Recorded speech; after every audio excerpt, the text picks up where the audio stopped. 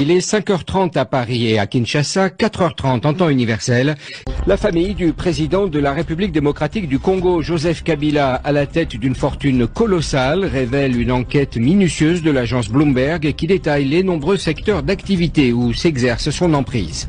C'est dans ce contexte que l'agence Bloomberg, spécialisée dans les questions économiques, publie le résultat d'une enquête de plus d'1 an sur la fortune de la famille du président Kabila.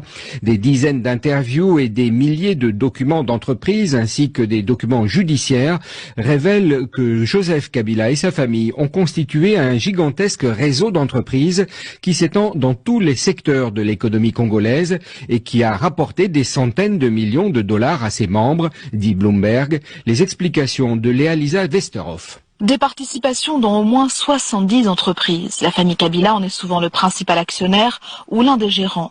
Ces entreprises sont présentes dans presque tous les secteurs, la banque, l'agriculture, la distribution de carburant, mais aussi le transport aérien, la construction de routes. D'autres sont des agences de voyage, des boutiques ou des boîtes de nuit.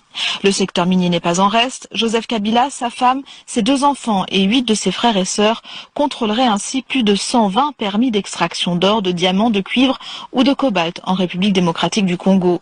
Difficile d'estimer le montant exact que rapporte cette activité économique.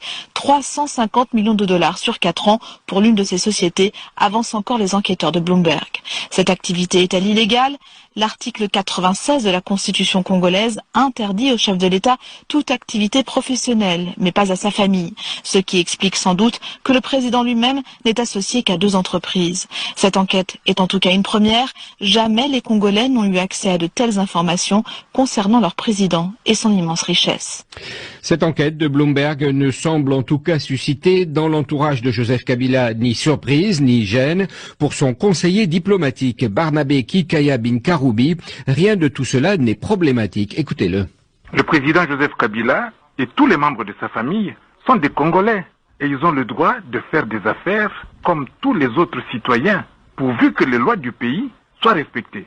Et que je sache, dans cet article, nulle part on ne dit que les lois du Congo ont été violées. Le président de la République doit vivre, les membres de sa famille doivent vivre, et il se peut que par-ci par-là ils aient quelques avantages parce que c'est la première famille et cela ne m'étonne pas.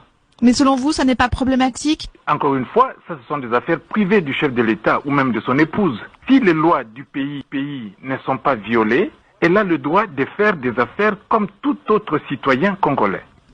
C'était Barnabé Kikaya Binkaroubi, conseiller du président Kabila, joint au téléphone par Léa-Lisa Westerhoff.